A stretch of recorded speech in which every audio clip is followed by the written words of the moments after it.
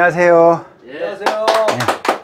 네, 문화와 종교 이제 세 번째 시간으로 오늘은 불교와 문화입니다. 그래서 3, 그래서 1, 2, 3, 4 이렇게 이제 보시면 돼요. 예, 뭐 첫 시간에 했지만 제가 이제 이런 활동을 하고 있고 강의를 하고 있습니다. 예, 그리고 이제 오늘 불교의 시간인데, 자, 불교. 그동안 이제 불교 강의하면서도 제가 불교나 이거의 전문가는 아니지만 제가 이해할 수 있는 범위 안에서 설명을 드렸고요. 불교라는 종교. 정말 불교는 다양하고 깊이도 깊고, 그 다음에 어떻게 보면 굉장히 어려워요. 왜? 기독교는 성경책 하나인데, 불경이 여러 권이 있거든요. 그리고 그다음에 그 부처님에 따라서 또 종파도 이렇게 달라요. 다르고 모셔진 부처님도 다르고. 그래서 옛날에 불교 강의했을 때 이거를 보고 한번 정리하시라고 제가 일단 올려드린 겁니다. 다시 한번. 대웅전, 그러니까 모시는 부처님이 석가모니불이죠. 그러니까 석가모니가 혼자 열반에 들었고 해탈을 했고, 말하자면 자유로워진 거죠. 예. 석가모니가 이제 열반에 드실 때 그랬죠. 나를 따르지 말고 등불 진리를 따라라. 예? 그런 말을 했고요. 그런 거를 따르는 종교가 천태종이죠. 그래서 우리가 제일 사찰에 많이 가면 볼 수 있는 전이 대웅전. 예? 근데 여기서 끝나는 게 아니죠.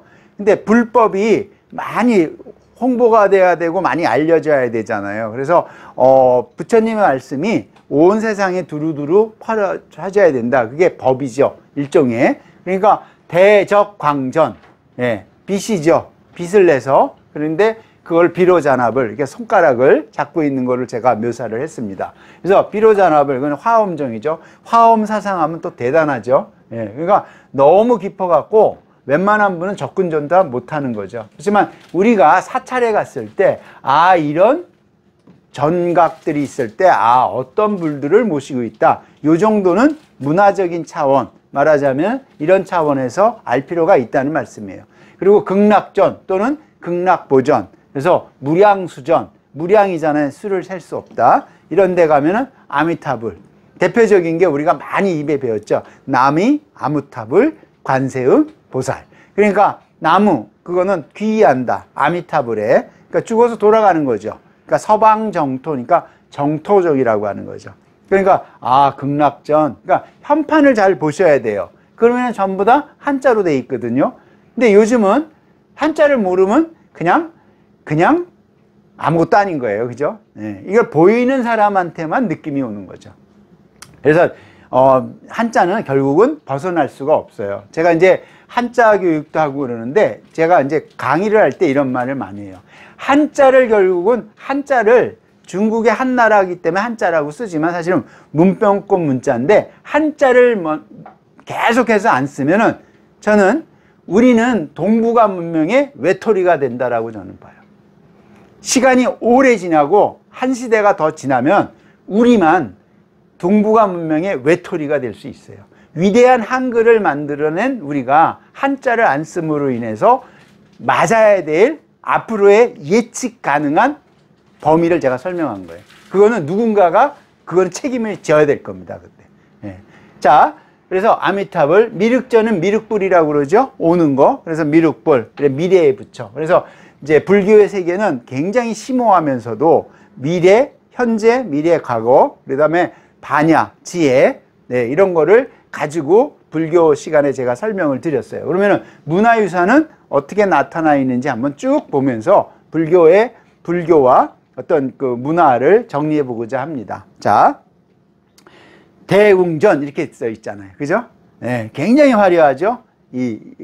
지리산에 가면은 뭐뭐뭐 사찰이에요. 제가 홍보맨이 아니니까 제가 깜짝 놀랄 정도예요. 그러면 이렇게 대웅전. 여기 사실은 여기에 극락보전이 또 있어요.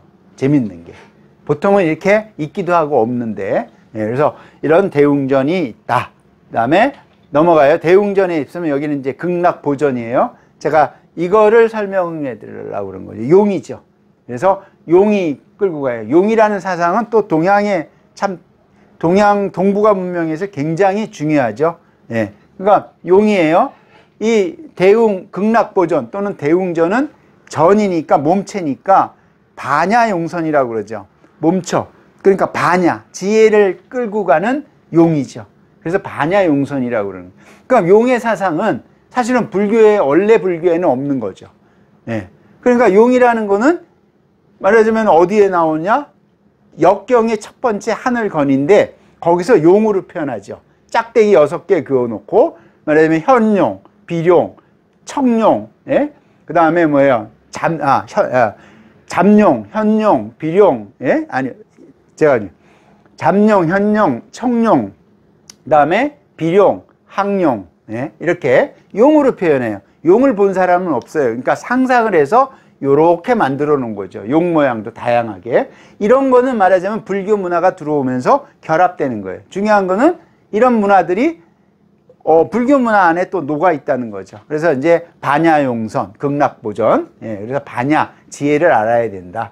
예, 그래서 제가 아마 옛날에 반야신경을 이렇게 해석해서 드릴 때, 예, 제가 했으니까 그거를 유튜브 참조하시면 될 것 같아요. 그러면은 이것만 있냐? 딱 들어가면 이게 있어요. 다른 무지무지하게 많은 불이 있지만 제가 일부러 철불을 해 놓은 거예요. 철불을 하는 이유는 간단해요. 철이 많이 생산이 됐다는 거예요. 그리고 철을 가공할 힘이 있다는 거고, 철은 뭐가 이렇게 철로 만든 부처님이 되지만 다른 명분으로 하면은 군사의 도구가 되죠. 말하자면 철기 문화가 발달하는 건 군사력이 강하다는 거죠.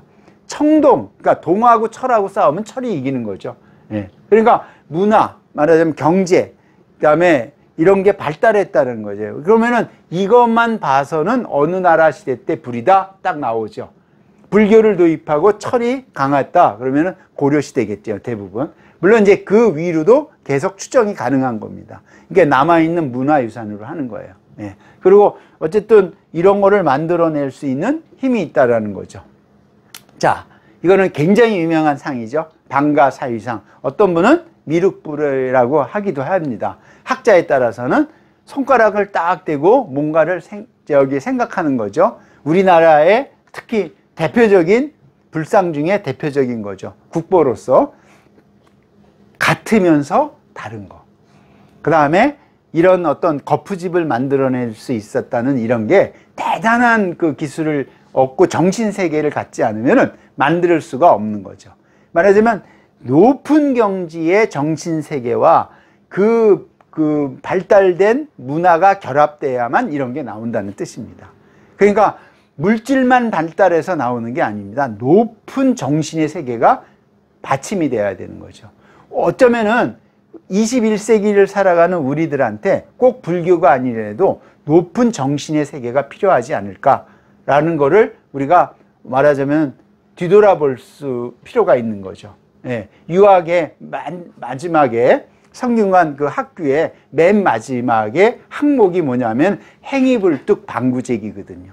모든 행위의 결과에 대해서는 누구를 돌아봐라? 나를 돌아봐라고요. 제가 요거 손 들고 있어요. 근데 우리는 맨날 이렇게 남을 지적해요. 근데 나를 돌아봐야 된다는 거죠. 예? 그러니까 이 사유, 뭘 사유했는지 모르지만 물론 알 수는 없겠죠. 그건 각자의 해석인 거죠. 각자의 해석이면 스토리가 만들어지는 거죠. 스토리텔링이 되고 굉장히 대표적인 불상이라 제가 올렸습니다. 자, 이거는 또 대단하죠. 상원사의 종 하면은 역사적으로도 굉장히 많죠. 정몰묘궁이 있고 뭐 임금님이 가서 뭐 등창에 뭐를 놨다라는 이런 이제 팩트죠. 그거는 사실은. 예, 그러니까 역사 시간이 아니니까 제가 말지만 이런 종을 만들어서 이 종소리가 이렇게 우리가 사는 중생들의 세상에 퍼져서 우리 중생을 구제할 수 있는, 예, 이렇게 해서 상원사의 종이고 이제 깨질까봐 이렇게 이제 잘 보존을 합니다. 예, 보존을 하는 순간 종의 기능은 없어지는 거죠, 사실은.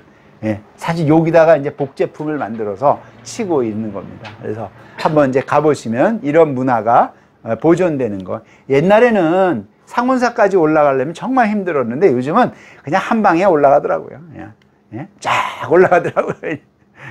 뭐 그게 모르겠어요. 어떻게. 하여튼 쫙 올라갑니다. 자, 이건 백제의 탑.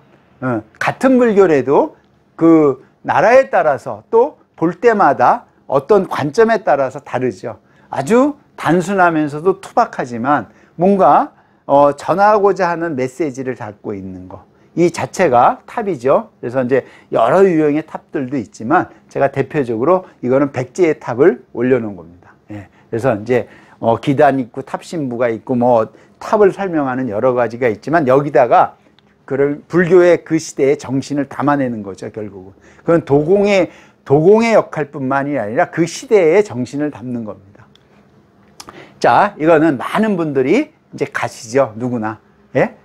예? 생로병사. 그죠? 죽지 않은 자는 없죠. 그러니까 화장 문화가 있으니까 아주 많은 스님들이 가면은 이런 부도 탑을 만들어서 기리는 거죠. 뭐 이 안에 뭐가 있겠어요, 사실은. 예, 그래서 뭐 사리가 나오고 뭐 어떻게 뭐 해서 기리는 거죠. 그거를 부도지지만 부도탑이고요. 부도탑이지만 그 시대의 문화를 읽을 수 있는 거죠. 왜냐하면 하나도 똑같지 않죠. 그러면 이런 동그란 거 뭐 있으면서 이 자체가 예. 그리고 이제 여기에 다 대부분 한자로 써 있어 갖고 누구누구의 뭐다라고는 알 수 있는데 너무 어렵다 보니까 이제 이런 게 잊혀지는 거죠. 한자를 모르면 계속 잊혀지는 겁니다. 예, 저게 뭔지도 모르는 거죠. 예, 그러니까 저는 개인적으로는 꼭 한자를 배워야 된다고 하는데 많은 분들이 너무 훌륭한 한글 때문에 지금 큰일입니다. 예, 우리가 갖고 있는 어떤 그런 문제일 수도 있어요. 자, 여기까지 해갖고 불교를 끝내도록 하겠습니다. 예, 감사합니다.